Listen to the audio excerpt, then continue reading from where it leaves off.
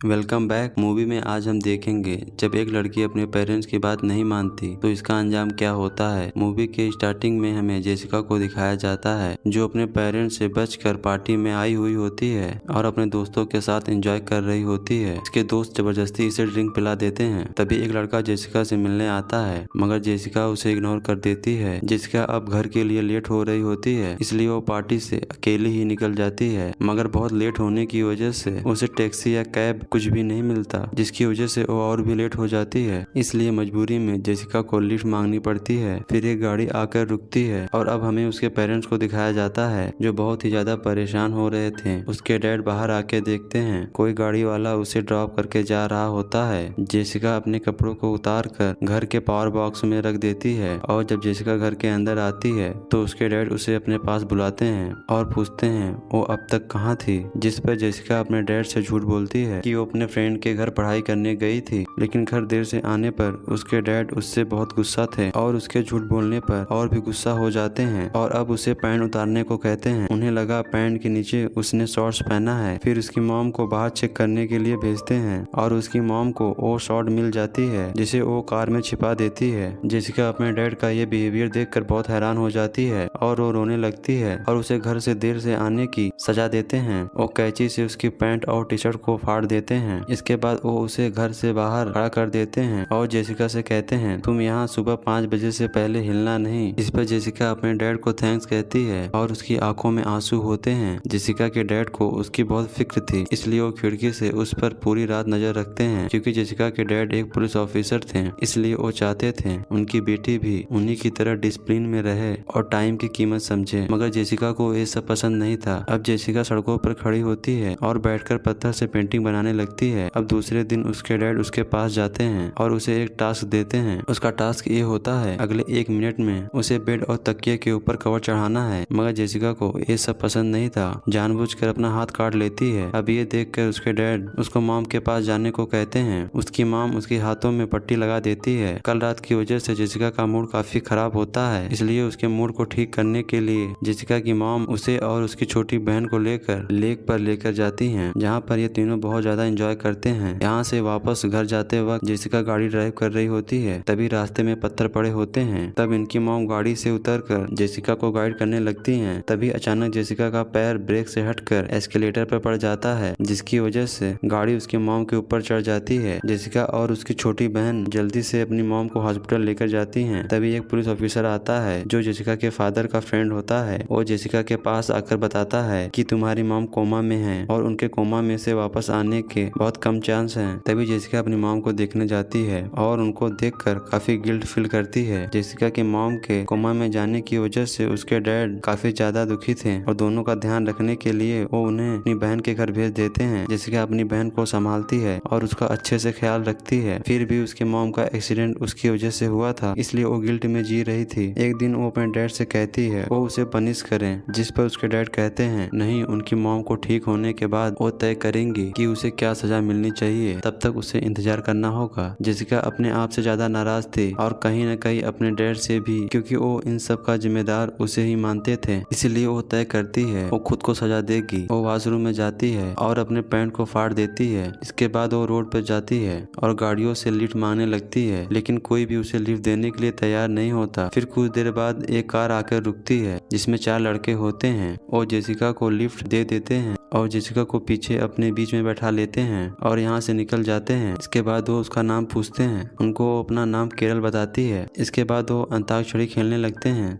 जिनमें वो एक शब्द बोलते हैं जिस पर गाना सुनाना पड़ता है। फिर वो जेसिका को गाना गाने को कहते हैं जिस पर वो कहती है उसे गाना गाना नहीं आता। जिसके बाद वो अपनी टी शर्ट उतार देती है जिससे वो चारों लड़के हैरान हो जाते हैं। उसमें से एक लड़का जो उसके बगल में बैठा होता है वो जेसिका के प्राइवेट अंगों को छूने लगता है लेकिन तभी जेसिका को उल्टी होने लगती है। जिसके बाद वो सभी जेसिका को जल्दी से गाड़ी से उतार देते हैं और उसे अकेला छोड़कर यहाँ से चले जाते हैं। अब जेसिका इस सुनसान सड़क पर अकेली होती है। तभी उसकी छोटी बहन का कॉल आता है। वो जेसिका से पूछती है कि तुम कहाँ हो लेकिन जेसिका उसको कुछ नहीं बताती। थी और वो कहती है जब मॉम को होश आ जाएगा तब मैं वापस आ जाऊंगी। वो अपनी छोटी बहन से कहती है डैड को मत बताना हमारी बात हुई है, ये हमारे बीच ही रहना चाहिए। लेकिन उसकी छोटी बहन कहती है डैड तुम्हें ढूंढ लेंगे। तभी जेसिका कॉल कट कर देती है। अब जेसिका चलते चलते एक प्राइवेट प्रॉपर्टी में पहुंच जाती है। तभी उसे गाड़ी की आवाज आती है तो वो छुपने की कोशिश करती है। इसी दौरान उसका पैर एक ट्रैप में फंस जाता है। वो गाड़ी उसके पास आकर रुकती है। गाड़ी में से एक लड़का उतरता है, इसका नाम जस्टिन होता है। वो जेसिका के पास आता है और उसकी मदद करने की कोशिश करता है, मगर जेसिका उसे मना कर देती है। फिर भी जस्टिन उसकी मदद करता है और उसे उस ट्रैप से आजाद कर देता है। उसके बाद जस्टिन यहाँ से जाने लगता है